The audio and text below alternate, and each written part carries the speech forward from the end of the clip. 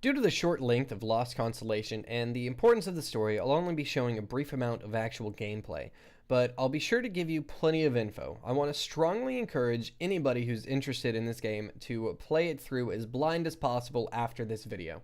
Enjoy! Hey everybody, my name is Nevyn and I would like to welcome you back to Bytes here on pixelattack.net. Today's game is Lost Constellation. This is a 2D adventure game by Alec Haloka, Scott Benson, and Bethany Hockenberry, which is actually the team working on Night in the Woods, which is a game that was on Kickstarter last year, I think. Anyways, Lost Constellation isn't really a demo, it's more of a supplemental piece, as the developers have put it. The mechanics are kind of similar to Night in the Woods, but this is in no way actually representative of what Night in the Woods will be. Night in the Woods itself is set to come out later this year, probably. And I can very safely say that I feel like Lost Constellation serves as just a small taste of what this team is capable of. And I'm very, after playing through Lost Constellation, I'm very, very excited for Night in the Woods. Let's go ahead and get started. These are then controls. It's very simple because it's a very simple game. The story is told through it's as a grandpa, which we see on the left, telling his granddaughter on the right a story on Longest Night, which I believe is a holiday in this universe. Just as a fun little fact, the little cat you see on the right, the granddaughter, is actually May, who is the main character of Night in the Woods. So there's a little bit of a connection there, but I don't feel like this is going to have any actual effect on the story of Night in the Woods. The storytelling actually reminds me of the 1987 movie Princess Bride. May and Grandpa will have some dialogue as the game goes on, and they'll interrupt the story in some really, really adorable moments. The writing is fantastic, and there's a really unique tone in this game. Dialogue feels really, really alive, and the characters in the story are actually really believable. This is the main character right here. This is Adina. She's an astronomer, and here you find out her goals in the story. At least the basics of the goals. You're trying to go through the forest to meet the forest god, to find a star, and to see somebody again. So, something else about the story. The trees are... Oh, let's go ahead and do this. This is one of the main mechanics of the story. You pick up snowballs and you throw them at stuff. I don't know if this part is actually required to progress, but I think it's freaking awesome, and the first time I played this, I actually got chills from the music and just the tone that this does. Is just so awesome. So let's go ahead and make a little bit of progress.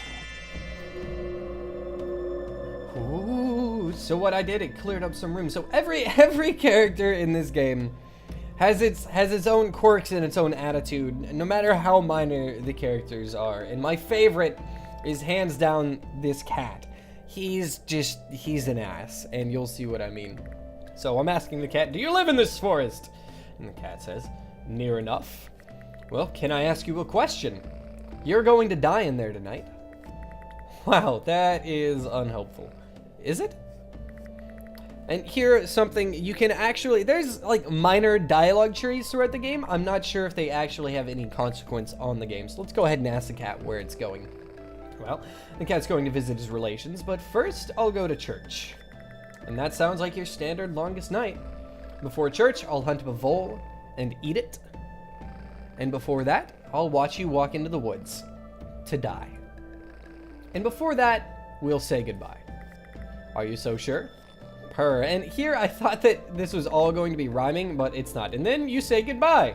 And then the cat laughs, and there it is. And that's just like the first real taste of dialogue and how it's written in this game. So the trees in this forest that we're in are actually in-game, they're actually shifting around. So locations will actually get jumbled up at times. Thankfully, there aren't a lot of locations, and it feels almost like the jumbling was set up in a certain way.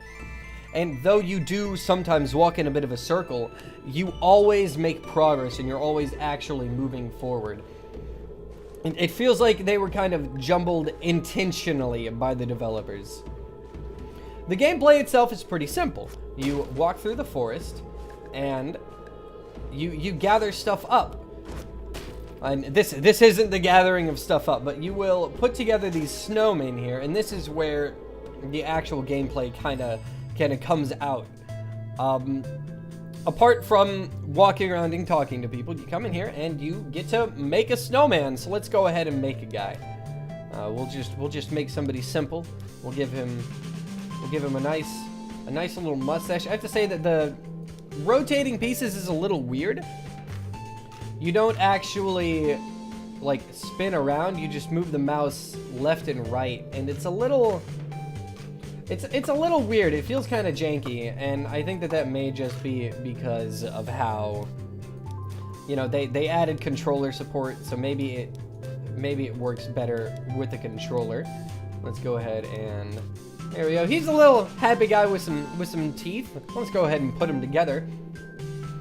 And he comes to life. That is one of the big mechanics of this game. And as an aside, I just want to say two things. One, this guy is hilarious. And two, the game does a really good job at sort of conveying how words are supposed to be said or how freaked out somebody is or emphasis and stuff like that.